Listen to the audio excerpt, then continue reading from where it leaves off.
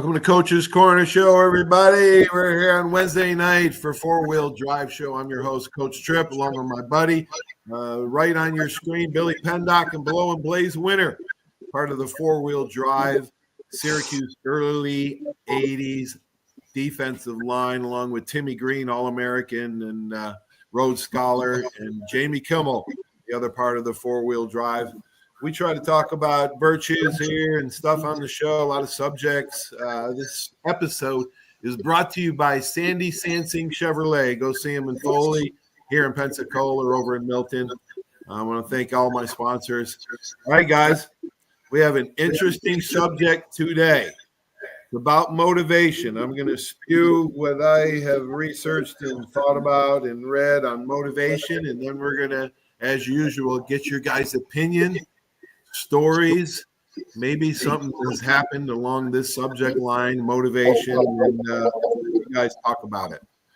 Motivation is when your dreams put on work clothes. I love that phrase. It encompasses so many interesting characteristics.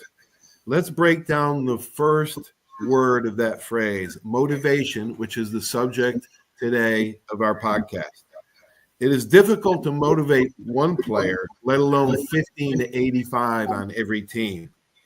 Let's take the second part of that motivation is when your dreams put on work clothes. Second part is when. That phrase, now is the time to do it. Don't procrastinate. Nike built a successful ad campaign on just 3 words. Just do it. Did you ever have that friend of yours that was always talking about building the shed in his backyard or restoring that old car or even quitting a job that he hates? You have to be motivated to do it now. As a walk-on at Bama and a free agent in the NFL, I realized my only chance to play was to commit to my dream by working and sacrificing starting right now. The next part of this phrase is your dreams, okay? These can't be your parents' dreams, your brother's dreams, your friend's dreams, or your coach's dreams, right? You have to own it. You have to do it for yourself. You think about it so much that you dream of it, okay? It's called visualization. The last part of the phrase is put on work clothes, okay? This is the hardest part of the phrase. You must make a commitment to do the things that are unpleasant. You must push yourself to the physical limit. It's not fun. It hurts. Many times it's painful. Some people will push through the pain, but a lot won't. Mental strain and emotional pain must also be dealt with. Some can't deal with it. Some don't want to make those sacrifices. It's always fascinating me as to why some athletes make it and others do not. It's very little to do with physical ability. You must be able to willing to do the things that others are not willing to do. There are no track fans on the road to the extra. Now, motivation is a difficult subject to analyze. Players are motivated by different stimuli. I've heard players say they've been inspired by former great players. A lot of players have claimed they were motivated by others doubting their ability.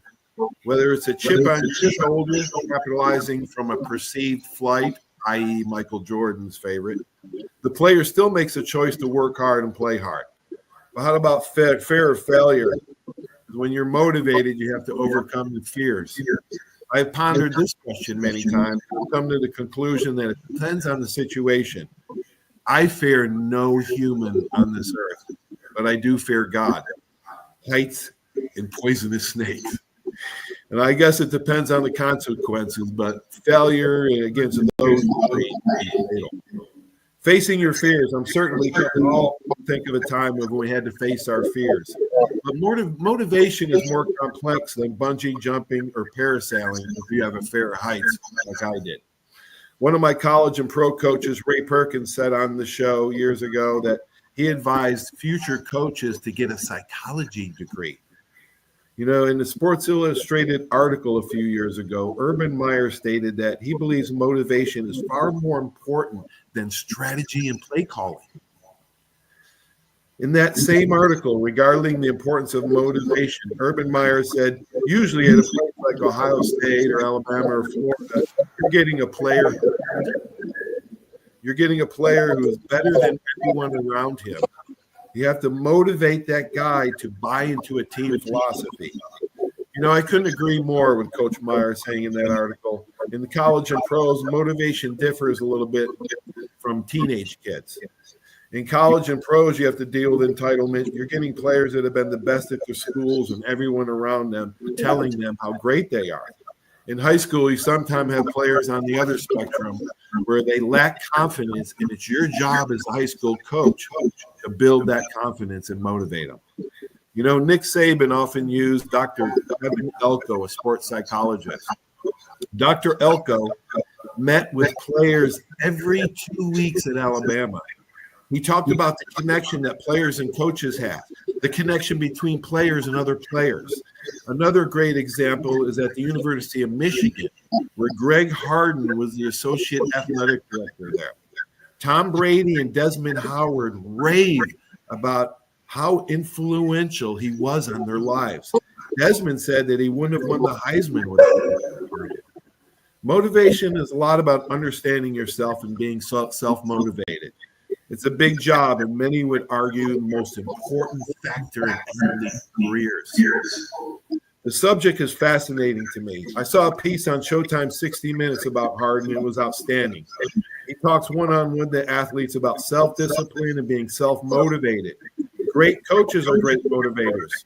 They're masters at knowing what to say, when to say it, how to say it, when to push them, when to back off, and when to kick them in the ass.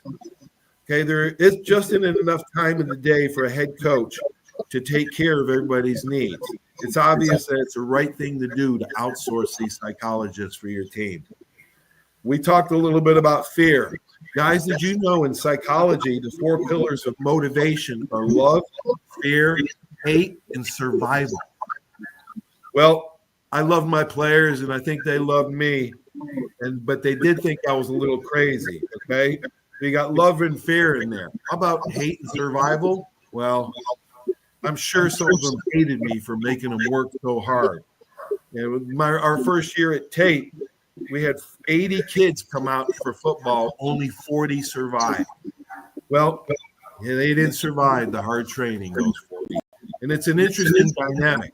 It's a combination of art and science for a coach, and I think you have to start with discipline and commitment.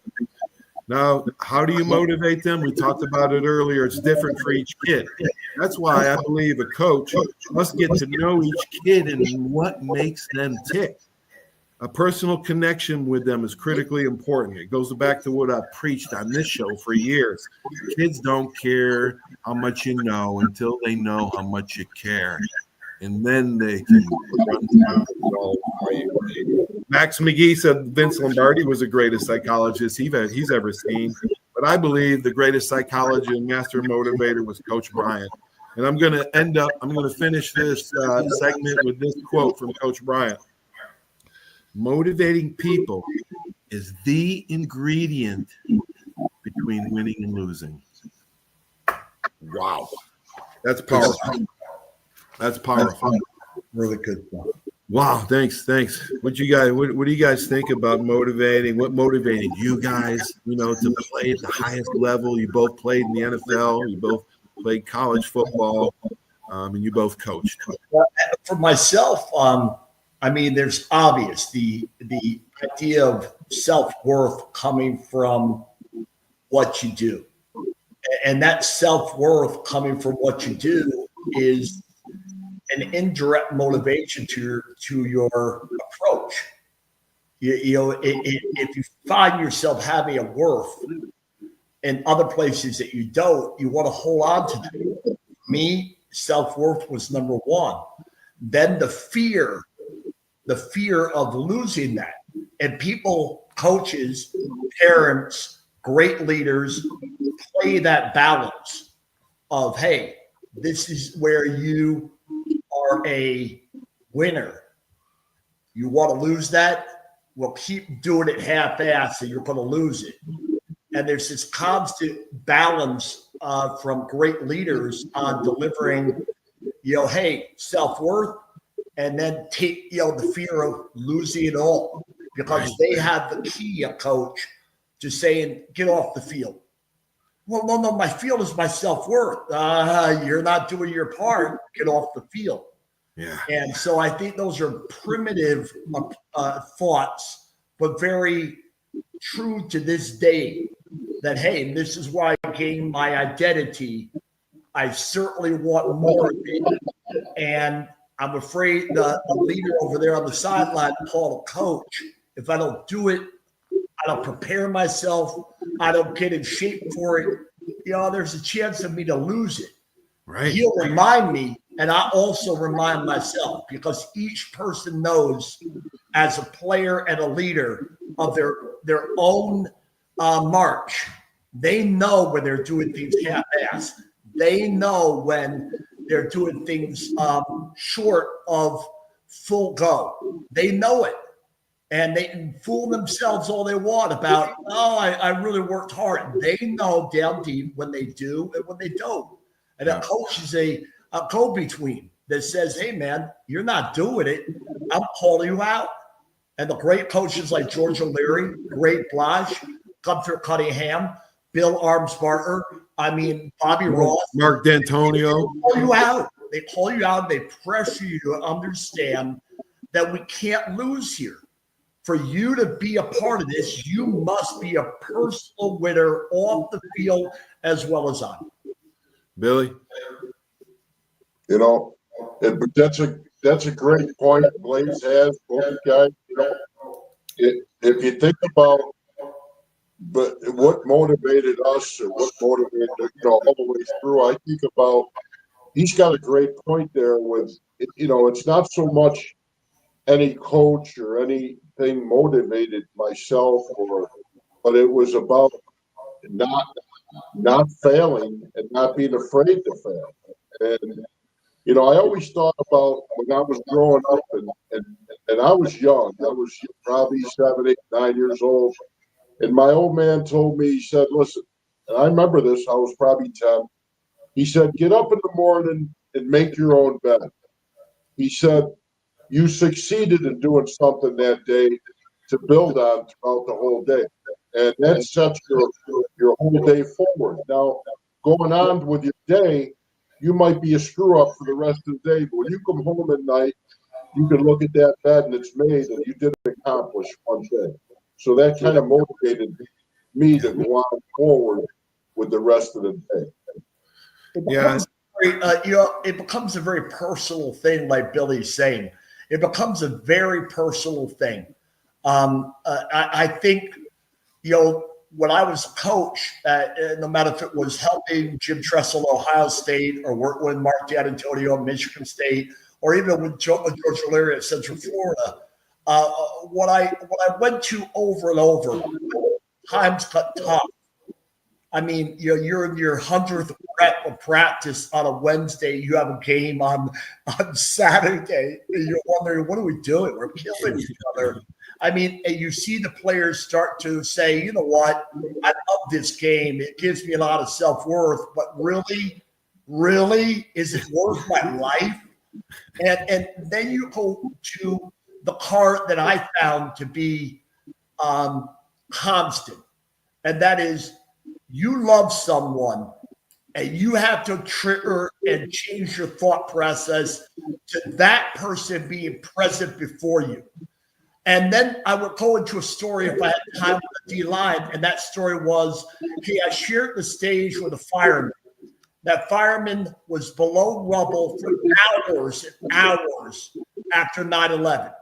He was below the rubble for hours and hours. And people simply asked him, how did you hold on with a piece of concrete laying on your chest? Your legs were crushed. How did you hold on? And he said, I envisioned my family. My family got me to hold on. Now, I thought to myself as a coach, hey, man, what if your best friend, what if your mom, what if your sister, what if your brother, what if I have such a great love for Billy Pendock. What if Billy Pendock is suffering, and I am what? The one that'll determine his survival. It's called playing a mental game with yourself, but it is about being what? Present mentally to understand what you need to do to stay motivated. Yeah. And I would share, hey, man, envision your mom, because I would ask them, who do you love? And they, my mother, my sister, my girlfriend, my blah, blah, blah. Well, you want me to put them out on the field? And sometimes I would literally do that. I would say, come on, Dad, Mom, stand right here during practice. And what? Stand right here. And you would see a change in behavior from the athlete. You need to create that image when that mom and dad aren't really physically present. And it was a great way to point out the deepest form of motivation comes from feelings. And love is a deep feeling. When you love someone, you're willing to sacrifice your life for it. And even though people say it's a game, hey man, if you honor someone that you love in that moment of battle, you're probably going to be much more motivated than if Right. you're not. Right. Good points, guys. I want to touch on these good points and expound on these, because these are all motivators you guys mentioned. Chip on the shoulder. Man, did I have a chip on my shoulder? You mentioned that, Blaze. That's a big a motivator. It was for me, especially as a walk-on. Getting disrespected just for the way I spoke. That all was a burning desire to prove. Okay, and then that leads into your other point: prove to the others that you love. Right? I didn't want to let my family down, man. I didn't want to let my mother, my father, that put all this money for me to go there, and I didn't want to let my brothers down. Right? I couldn't let them down. So that's a big. How do you as four-wheel drive, which this show is all about? The foundation of the show is the four-wheel drive. How do I let that man down when I love him to death? How do I let Tim down? Jamie, this is what built the four-wheel drive, is a reliance upon one another and a feeling of we can't let those people down. They're counting on us. Right. If for me and I'm not, is that fair? No, it's not fair. Well, yeah, and then you talked about the fear of losing it all, that championship mentality that you had to have. Otherwise, you're going to, the fear of losing everything. I had a serious fear of losing everything and going back to New York. Billy, don't be afraid to fail. You mentioned that. That's a powerful thing. You can't be afraid to take a risk, man. You can't be afraid to jump in where it's hot. The coals are hot, and it's going to be hard. That's the hardest part. That's Billy. Billy mentioned the hardest part. You got to have that motivation to jump in on the first step. The first step is the hardest, no matter what you do. Okay. And then being present. You mentioned about being present. You can't worry about what happened in the past, whether it was the bad last play or the last game or, anything in your past. You can't be worried about that, because you'll be disappointed. You can't think about the next game or the next series. That hasn't even happened yet, and you'll be anxiety ridden if you think about the future. Blaze, you talked about just being present at that very play, that very moment, and give it all that you got. Good stuff, man. That was great stuff, guys. Great stuff. Yeah. I remember one other thing that I wanted to share today, which is Great Blash pulled me aside and asked me, how are you going to keep on playing this game? This is 1989 with the Green Bay Packers. How are you going to keep playing this game? You were dumped to us for path consideration. I said, I understand that. I was traded from San Diego to Green Bay for past considerations, which means basically, hey, we don't want him. Anybody out there want him? And Green Bay grabbed me and he said, you don't have much value. And so how are you going to continue here? I'm going to work hard, play hard, and such. And he said, when are you going to stop being desperate? because desperation is not motivation. And I said, he said, don't listen to me, man. If you're desperate, you're going to find a way to break yourself. You're going to break yourself because no human being that is motivated is desperate. They desire a positive outcome. So he said there's a difference, and you need to go back to desiring a positive outcome. That's true motivation. Desire a positive outcome. Now what? Your life will get better. You get rid of desperation because desperation is nothing more than a weight around your ankle that will drag you into the dirt. You either do that or you don't. And if you do that, I'm going to tell you, when you made this team, that you understand what I'm talking about. And he came up to me when I made the team and he said, you know what? You father going back to desiring to play football the right way with a great love and passion for the game. Yeah, I have somebody who understands. Yes, that is important. I understand you. But you got to face the facts. No more desperation, Blaze, only desire. Wow. It's a great lesson. Wow. And you went on to play. You went on to play 11 years in the league, man. That was great advice. A turning point. Yep. Turning point for fear, you. The idea. The other thing is the idea of fear that some coaches go to all the time. Fear. You suck. You this. Come on, fight back. Eventually, people crack. And the other extreme, you're a good guy. You know you mean well. I love you so. Though one extreme or the other is not going to work either. You have to balance of understanding when to pull the rope and when to push the individual. Yeah, exactly. When to push, how to say it, even what to say. That's a brilliant motivator for a coach or a teacher or anybody in authoritative figure. Good stuff, man. Good stuff, guys. Hey, Thank you so much. Billy, you want to get a final word, Billy? No, I'm set. Good seeing you guys. Good luck. Yeah. Hey, man, don't shoot yourself in the foot now. Yeah, have fun hunting, man. Have fun hunting. We're going to the Syracuse-Miami game next week. We'll see y'all next week. All right, baby. Peace. Good stuff, man. My boys, Syracuse, four-wheel drive, what a defensive line. All four of those guys, as they all went on to play, and I think they all went on to coach at some degree. But thanks for watching. This episode brought to you by Sandy Sansing Chevrolet. Please stay tuned for these great messages. Hope you have a great sports week. Talk to you all soon. So long. When it comes to buying your next car, truck, or SUV, you need a team that puts you first.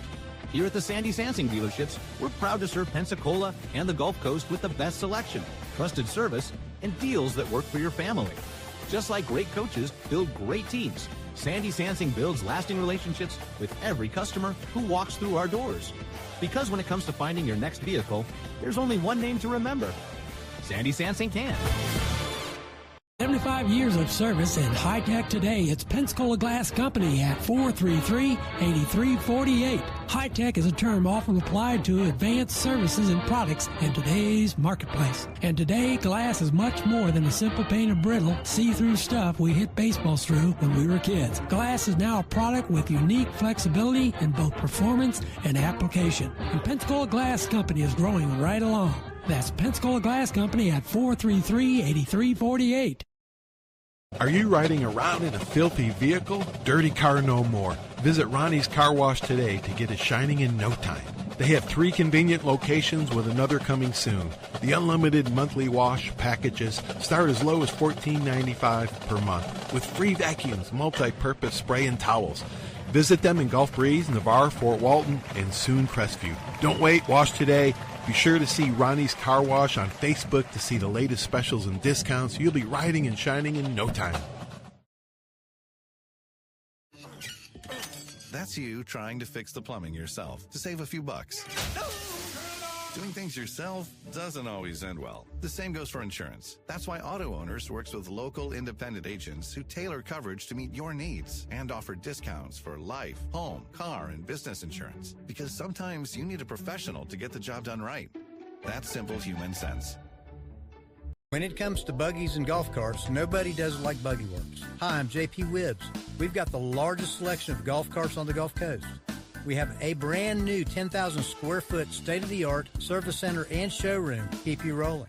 We're right here in the heart of Car City at 5831 Pensacola Boulevard. Open Monday through Friday, 8 to 5, Saturdays 9 to 3. Check us out at BuggyWorks.com. BuggyWorks. Come by and see why we're the #1 Denago dealer in the nation. My name is Steve Reynolds. I'm the manager and owner of Cordova Lanes, and we help keep your mind out of the gutter. Cordova Lanes is part of the community of Pensacola. Being here for 43 years, we've entertained more people than any other bowling center in the city. We self-fund for a living. Cordova Lanes is located at 2111 Airport Boulevard in Pensacola, behind Cordova Mall. Come on out and see us at Cordova Lanes Bowling Center. Thank you. Hey, Bama fans, this is Will Moore, president of the Pensacola Bama Club. You can find us at PensacolaBamaClub.com. We are your official alumni chapter in the Pensacola and surrounding areas. Membership is available to all alumni and all Bama fans, so come see us at one of our many events throughout the year. Our Bama football watch parties are the next best thing to being in Bryant-Denny Stadium. We even serve authentic stadium hot dogs. Membership, event, and contact information will be found on our website at PensacolaBamaClub.com. Roll Tide!